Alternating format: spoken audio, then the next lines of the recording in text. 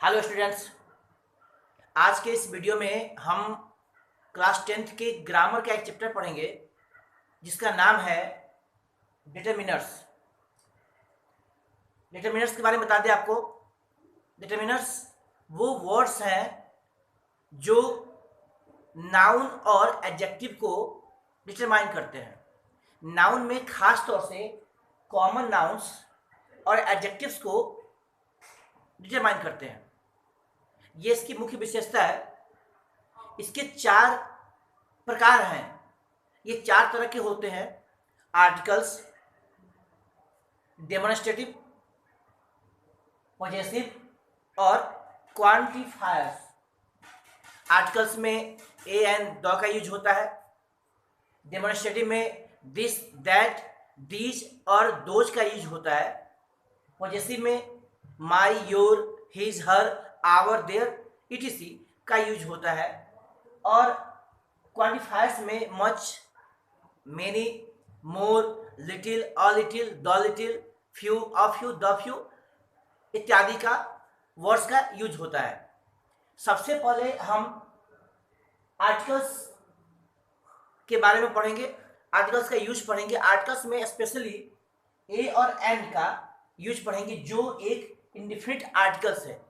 ए और एन एक indefinite articles है क्योंकि इसका यूज उन नाउन्स के पहले होता है या उन चीज़ों के पहले होता है जो हमारे लिए परिचित नहीं होते, जो हमारे लिए इंडिफिनिट नहीं होते, निश्चित नहीं होते, जिससे हम विशेष रूप से पार्टिकुलर फेमिलियर नहीं होते हैं। जैसे मैंने ऑलरेडी लिखा हुआ है यहाँ पर, एन का यूज हम लोग जानते हैं कि एन का यूज कहाँ होता है।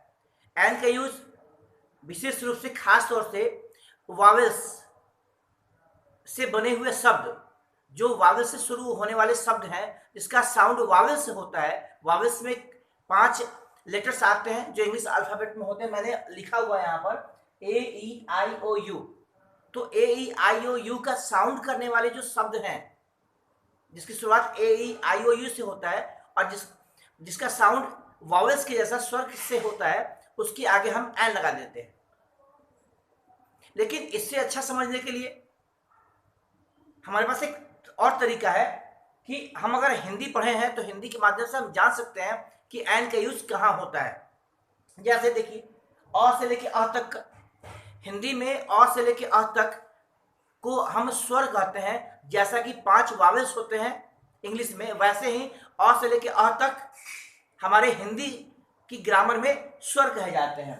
तो अगर अ से लेके अ तक का साउंड करने वाला कोई शब्द है जिसकी शुरुआत अ से लेके अ तक का साउंड करने वाला है, तो निश्चित रूप से उसके आगे एन लगेगा। ये सबसे अच्छा तरीका है समझने के लिए। आप एक बार देखें, एग्जाम्पल्स देखें। जैसा कि यहाँ पर मैंने लिखा है अम्ब्रेला, ये अम्ब्रेला लिखा है, यहाँ ईगल लिखा है, एप्पल लिखा है, आइसक्रीम लिखा है, ऊपर ऑरेंज लिखा है। मैंने 5 वावेल्स से बने हुए शब्दों का यूज किया है यहाँ पर। ऑरेंज, आप ध्यान से देखिए, ऑरेंज में आ से शुरू होने वाला अ या आ से शुरू होने वाला वर्ड है ये। अम्ब्रेला में अम्ब्रेला अ से शुरू हो रहा है। ईगल में जो पहला प्रोनाउंसिएशन है वो ई से हो रहा है। एप्पल में जो पहला प्रोनाउंसिएशन है वो ए से हो रहा है। आइसक्रीम में आ से हो रहा है। ये सारे जो वर्ड्स हैं वो ए, ई, आई, ओ से बने हुए हैं और जिसका प्रोनाउंसिएशन जो हो रहा है वो अ से लेके अ तक स्वर में आ रहा है। वो जैसे अ से लेके जितने भी मैंने लिखा है अ, ई, ए, आ या आ, ये सारे अ से लेके अ तक में स्वर के रूप में आ रहे हैं। अर्थात ये कन्फर्म हो जा रहा है कि इसके इन शब्दों के आगे हम एन लगाएंगे। मैं यहाँ पर लिख के दिखा रहा हूँ आपको। यहाँ पर हम एन लगाएंगे, आसानी से समझ सकते हैं हम इसको। हाँ, कुछ ऐसे भी वर्ड्स मैंने लिखा है यहाँ पर, देख लीजिएगा। जहाँ पर जैसे ये ऑनेस्ट है और एयर है, इसको देखने में यहाँ पर जो ये वर्ड है वो एच से शुरू है लेकिन एच साइलेंट होता है। ये भी जो वर्ड है एच से शुरू हुआ है लेकिन वो एच साइलेंट होता है। हम इसे एयर पढ़ते हैं। एयर का मतलब होता है उत्तराधिकारी और ऑनेस्ट का मतलब होता है ईमानदार। यानी इसके पहले अगर हमें ए और एन में से कोई लगाना हो तो हम इसके पहले एन लगाएंगे क्योंकि इसका प्रोनाउंसिएशन ऑनेस्ट और एयर होता है। तो हम यहाँ पर एन का यूज कर लेंगे, इसके पहले भी एन का यूज कर लेंगे। मेरे ख्याल से आपको समझ में आ गया होगा। उसके बाद कुछ दूसरे एग्जाम्पल्स है, ये पार्ट 1 कर सकते हैं, इसको पार्ट 2 कर सकते हैं। मैंने कुछ वर्ड्स लिखे हैं यहाँ पर, आप देखिए, Europeans, university, union, one eyed man, unique. आप ध्यान से देखिए, ये ई, यू, यू, यू और ओ, ये सारे जो वर्ड्स जिसके लेटर शुरू हैं वो सब वावल्स में आ रहे हैं। इसके बावजूद भी इनका जो प्रोनाउंसिएशन है वो कुछ डिफरेंट है। वो प्रोनाउंसिएशन अ से लेकर आ तक के स्वर में नहीं मिल रहा है। आप देखिए, यूरोपियन यू से शुरू है, यहाँ पर यूनिवर्सिटी यू से शुरू है, यूनियन यू से शुरू है, यूनिक में भी यू से शुरू है, और वन आइड मैन में वो से शुरू है। यानी ये सारे जो लेटर्स हैं हिंदी के वो सब अ से लेके अ तक में नहीं आते, वो क से लेके अज्ञ तक में आते हैं, जो एक व्यंजन है जिसे हम इंग्लिश में कॉन्सोनेंट कहते हैं। समझ में आ गया होगा। तो निश्चित रूप से ऐसे वर्ड्स के पहले हम अन्य इनको छोड़कर अ से लेके अ तक के स्वर वालों को छोड़कर बाकी सबके साथ हम ए का यूज करेंगे। जैसे बॉय हो गया, BOY बॉय, तो बॉय में बॉय से शुरू हो रहा है, यानी इसके पहले हम ए बॉय लगा देंगे। वैसे ही ये यूरोपियन हो गया, यूनिवर्सिटी हो गया, यूनियन हो गया, यूनिक हो गया, वन आइड मैन हो गया। इसके आगे अगर हमें ए और एन में से कुछ लगाना हो तो हम यहाँ पर ए लगा देंगे, क्योंकि इनकी जो शुरुआत है, जो प्रोनाउंसिएशन हो रही है वो य है, और य अ से लेके अ तक के स्वर में नहीं आता, ये क से लेके अज्ञ तक के व्यंजन में आता है, कॉन्सोनेंट में आता है। हम इसको लगा कर देखें, ये a European, a university, a union, a one eye man या ए यूनिक, आपको समझ में आ गया होगा। अब इसके बाद हम डायरेक्ट आर्टिकल, डिफरेंट आर्टिकल 2 के बारे में पढ़ेंगे। क्योंकि इसमें इस बोर्ड पर मैंने कुछ विशेष पॉइंट्स को ही पॉइंट आउट किया हुआ है, विशेष पॉइंट्स को मैंने यहाँ पर मेंशन किया हुआ है, उसको हम विशेष रूप से पढ़ेंगे। आप ध्यान से देखेंगे, आपको समझ में आ जाएगा। ये जो पहला पार्ट था आपको समझ में आ गया होगा। डिटरमाइनर्स की ये फर्स्ट पार्ट है, आर्टिकल्स, जिसमें हम ए और एन और द का यूज पढ़ रहे हैं। आप जो दूसरा वीडियो देखेंगे, दूसरा जो पार्ट देखेंगे वो आर्टिकल, डिफरेंट आर्टिकल द का यूज। हम लाइन बाय लाइन कुछ 12 इसमें पॉइंट्स हैं, आप सबको ध्यान से देखेंगे। कुछ विशेष पॉइंट्स मैंने दिया हुआ है, जैसे द का यूज यूनिक नेचुरल थिंग्स के साथ होता है, यानी जो दुनिया में एक ही है, दुनिया में जो यूनिक चीजें हैं उनके साथ द का यूज होता है। जैसे द सन, द मून, आपने पढ़ा होगा कि सन जो दुनिया में एक ही है, जो नेचुरल चीज है, मून भी दुनिया में एक ही चीज है जो नेचुरल है, उसके आगे हम द लगाते हैं। ऐसी कोई भी चीजें होंगी जो नेचुरल होंगी, उसके आगे हम द लगा देंगे। दूसरा जो मैंने टॉपिक, जो मैंने पॉइंट दिया हुआ है वो है प्लूरल माउंटेन के साथ। ध्यान दीजिएगा, प्लूरल माउंटेन्स के साथ हम द का यूज करते हैं। जैसे हमने लिखा हुआ है the Himalayas, the Himalayas, the Alps, Alps की भी एक माउंटेन की श्रृंखलाएं हैं, ये प्लूरल में है। माउंटेन्स कहने का मतलब बहुत सी श्रृंखलाएं, श्रृंखलाओं को शामिल करके एक माउंटेन बनता है, तो वो बहुत सी श्रृंखलाएं होंगी, इसमें बहुत से इसमें चेन हो गए। तो द हिमालयाज, ये हिमालय प्लूरल में है इसलिए हमने द लगा दिया है। लेकिन वहीं पर मैंने माउंट एवरेस्ट के साथ, आप देख रहे होंगे, माउंट एवरेस्ट के साथ हमने द का यूज नहीं किया है, क्योंकि ये बात याद रखिएगा, माउंट एवरेस्ट एक विशेष नाम है, एक विशेष चोटी का नाम है, एक विशेष पीक का नाम है जो हिमालय में कहीं पर है, इसलिए हमने इसके आगे द नहीं लगाया है। द नहीं लगता है ऐसे, ऐसे कोई भी पार्टिकुलर नाम होगा कोई, उसके आगे द नहीं लगेगा। जो तीसरा पॉइंट है वह होली बुक्स, जो हमारे धर्म ग्रंथ, जो हमारे पवित्र किताबें हैं, जैसे the Ramayan, the Quran, the Bible, the Gita, ये सारे बुक्स जो हमारे लिए होली है, हमारे पवित्र है, हमारे लिए पवित्र बुक्स है, हमारे लिए पवित्र ग्रंथ है ये, इसके आगे भी द का यूज होता है। The Ramayan, the Quran, the Gita. जो नेक्स्ट टॉपिक है वो सुपरलेटिव डिग्री। सुपरलेटिव डिग्री के पहले भी द का यूज होता है, ये मस्ट है। सुपरलेटिव डिग्री आपने डिग्री पढ़ा होगा, उसमें जानते होंगे, डिग्री के बारे में हम नेक्स्ट वीडियो में बताएंगे। तो जैसे द बेस्ट हो गया, द टॉलेस्ट हो गया, द मोस्ट हो गया, द फास्टेस्ट हो गया, ऐसे वर्ड्स जिसका हम सुपरलेटिव डिग्री बना सकते हैं, उसके आगे द का यूज होता है। जो नेक्स्ट है वह है रिपीटेड नाउन्स, यानी एक नाउन का दोबारा आना या बार बार आना, उसके साथ द लगता है। मैंने सेंटेंस के माध्यम से बताया है, आप ध्यान दीजिएगा। जैसे आई मेट अ बॉय, मैंने पहला सेंटेंस में लिखा है आई मेट अ बॉय, मैं एक लड़के से मिला, यानी जब मैं मिला तो उस लड़के से मैं अनजान था, इसलिए मैंने उसके पहले ए लगा दिया है। आप ध्यान से देखिएगा, ए मतलब इंडिफिनिट आर्टिकल, यानी मैं उस लड़के को नहीं जानता हूं या नहीं जानता था, इसलिए मैंने आई मेट अ बॉय, मैं एक लड़के से मिला, लेकिन वहीं पर जब मैंने बॉय को दोबारा लिखा है तो मैंने द लगा दिया है। द बॉय वाज सैड, लड़का उदास था। वहां पर द क्यों लग गया? क्योंकि पहली बार जब मैं मिला तो वहां पर ए यानी कि इंडिफिनिट आर्टिकल है जिसे मैं नहीं जानता था, लेकिन नेक्स्ट में जब मुझे उससे पहचान हो गई, जब मैं उससे फेमिलियर हो गया तो मैंने यहाँ पर द लगा दिया, द बॉय वाज सैड। आपको समझ में आ गया होगा। जो नेक्स्ट पॉइंट है वो है इंग्लिश न्यूज़पेपर्स। आपको बता दें इंग्लिश न्यूज़पेपर के पहले भी दो डिफरेंट आर्टिकल्स का यूज होता है। जैसे मैंने कुछ एग्जांपल्स दिए हुए हैं, the Hindustan times, the Hindu, इसके आगे दो लगा हुआ है। जो नेक्स्ट है वो है particular uncountable nouns. Particular uncountable nouns के पहले भी दो का यूज होता है, जो पार्टिकुलर है जिसे हम जानते हैं।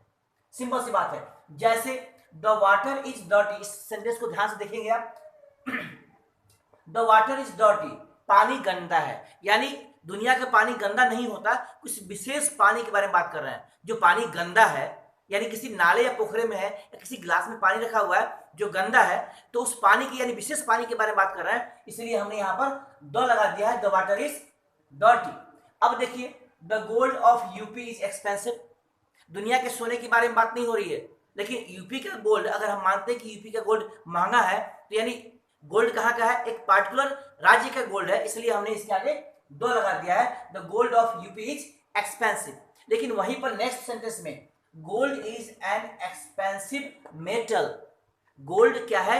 एक महंगी धातु है, उसकी विशेषता है। जब कोई अनकाउंटेबल नाउन अपनी विशेषता बताए तो उसके आगे दो का यूज नहीं होता है। जैसे हमने लिखा है gold is an expensive metal, gold, अब हम सबको पता है कि गोल्ड एक एक्सपेंसिव मेटल है, एक महंगी धातु है, तो जब ये अपने गुणों की बात बता रहा है, अपनी क्वालिटी के बारे में बता रहा है, इसके आगे हमने द का यूज नहीं किया है। वैसे ही water is useful for us, पानी हमारे लिए लाभदायक है, लाभदायक होता है, यानी पानी हमारे लिए लाभदायक होता है, यानी पानी क्या हो गया? पानी एक अनकाउंटेबल नाउन है जो अपने गुणों, अपने क्वालिटी के बारे में बता रहा है कि पानी लाभदायक होता है, तो इसके लिए हमने इसके आगे द का यूज नहीं किया है। जो दूसरा है वो है पार्टिकुलर प्लूरल नाउन्स, इसको भी ध्यान से देखेंगे, कुछ मुख्य पॉइंट्स है जिसे आप समझेंगे। पार्टिकुलर प्लूरल नाउन्स क्या है? द काउज आर ब्लैक, गायें काली हैं। अब हम यहाँ पर गायें, बहुत सी गायें हैं जो काली हैं, तो दुनिया की गायें काली नहीं होती, यानी किसी विशेष जगह पर कुछ 2, 4, 10 गायें हैं जो काली हैं, जो विशेष गाय हैं, काउज हैं, जिसे हम देख रहे हैं।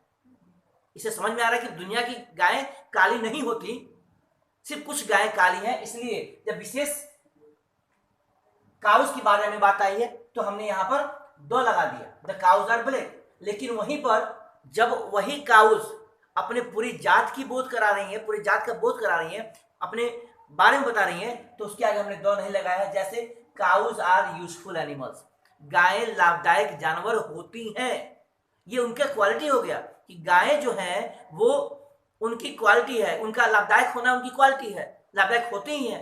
इसके आगे, इसलिए हमने उसके आगे दो का यूज नहीं किया है। आप ध्यान से देखेंगे, इसको समझेंगे। उसके बाद जो 9th पॉइंट है वो है two point out a noun with relative pronouns.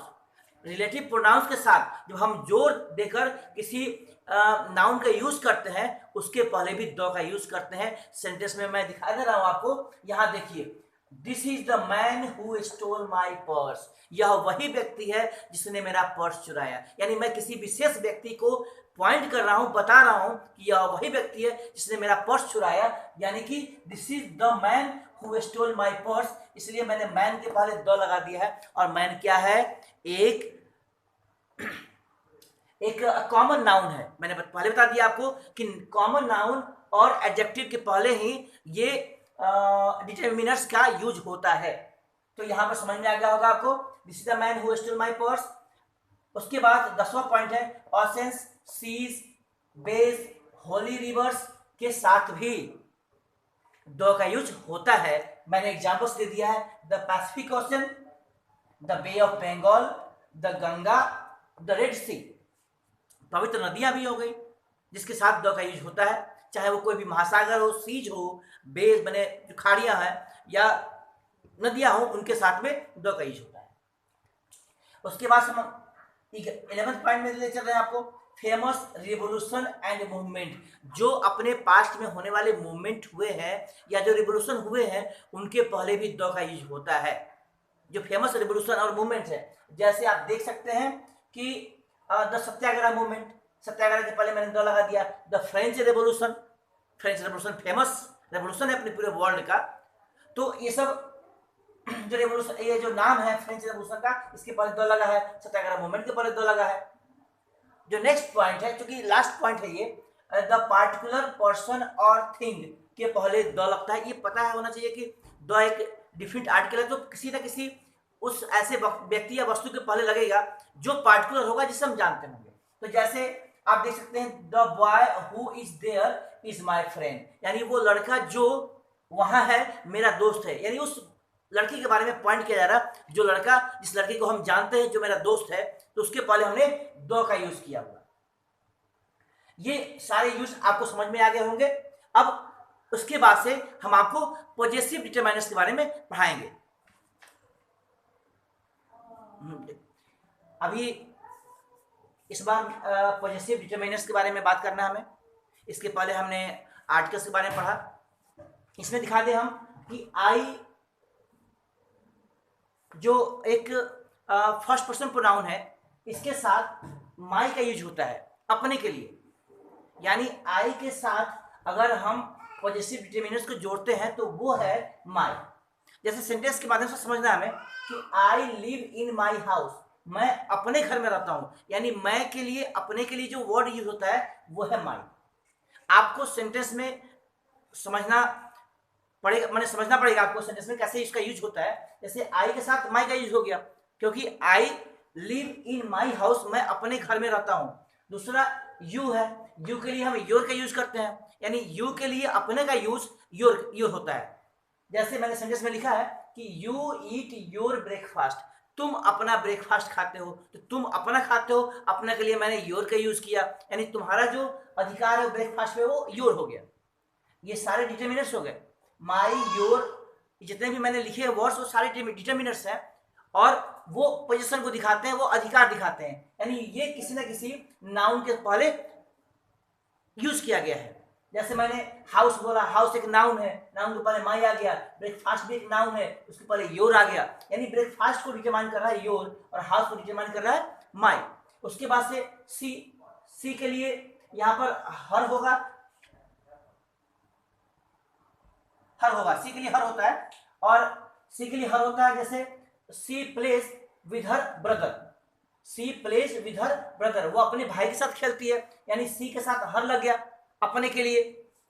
सी के साथ पॉजेसिव डिटरमिनर्स हमने हर यूज किया। ही के साथ हम यहाँ हिज यूज करेंगे।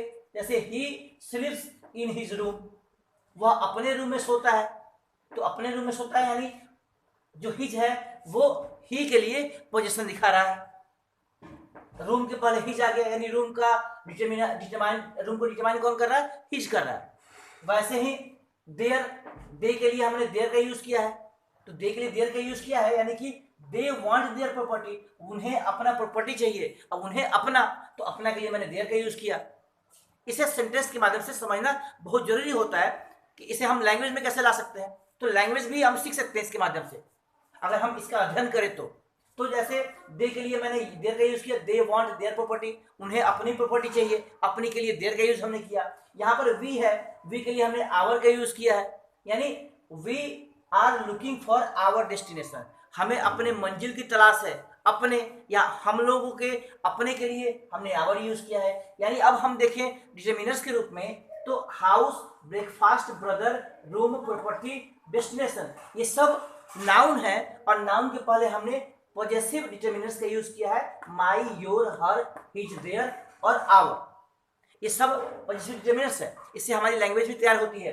उसके बाद से हम देखेंगे रानी। अब देखिए नाम के साथ, जैसे हमने आई, यू, सी, ही लिख दिया। अब सी की जगह पर कोई नाम भी हो सकता है, ही की जगह पर कोई नाम हो सकता है, दे की जगह पर कोई नाम हो सकता है, या वी की जगह पर कोई नाम हो सकता है। तो इनके साथ हम किस तरह के पॉजेसिव डिटरमिनर्स का यूज करेंगे, मुश्किल नहीं है, आसान है ये भी, इसको हम ध्यान से देंगे। जैसे रानी के साथ, रानी एक लड़की है तो उसके लिए हमने हर का यूज किया है। रानी लिव्स इन हर हाउस, रानी अपने घर में रहती है। राजा प्लेज विद हिज सिस्टर, राजा अपने बहन के साथ खेलता है। तो राजा एक लड़का है इसलिए उसके अपने के लिए हमने हिज का यूज किया है। रानी एंड राजा हो गया। अब रानी एंड राजा दो हो गए तो वहां पर हमने हिज हर का और हिज का यूज करेंगे नहीं, वो दो लोग हैं इसलिए हमने यहाँ पर देयर का यूज किया है। सेंटेंस समझिए आप, Rani and Raja are in their respective rooms, Rani और राजा वो अपने अपने रूम में है, अपने अपने रूम में है, यानी देयर, यानी दोनों के लिए, या प्लूरल है यानी देयर लगा दिया यहाँ पर अपने के लिए। उसके बाद से आई, Rani and Raja are playing with our toys, चूंकि रानी राजा के साथ आई है, मैं हूं उसमें, तो इसलिए वो आवर बन गया। ऐसे सेंटेंसेस को समझेंगे, क्योंकि जो बोर्ड्स में क्वेश्चंस आते हैं वो इसी तरह के आते हैं।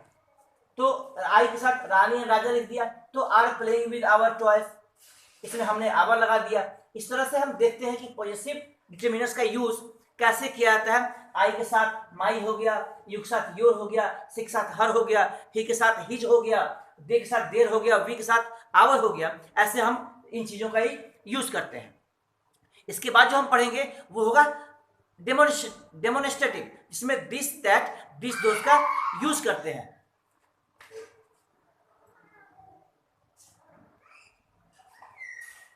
हाँ, ये देखिए, ये है डेमोन्स्ट्रेटिव डिटरमिनर्स।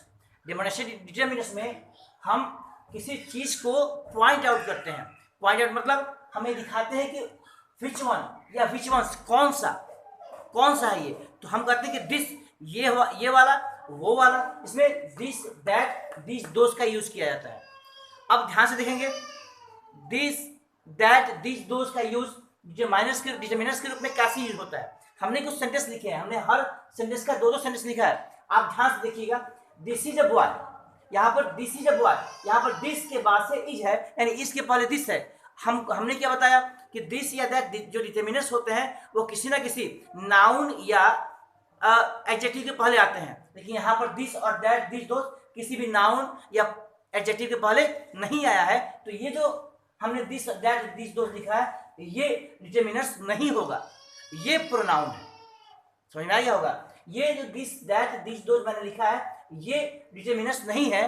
डिटरमिनर्स जो है वो ये है क्योंकि इसमें बॉय के पहले दिस आया है, गर्ल के पहले दैट आया है, ट्रीज के पहले दी जाया है, या फैंस के पहले दो जाया है। यानी फैंस, ट्रीज, गर्ल और बॉय ये सब नाउन है और नाउन के पहले आने वाला ही डिटरमिनर्स होता है।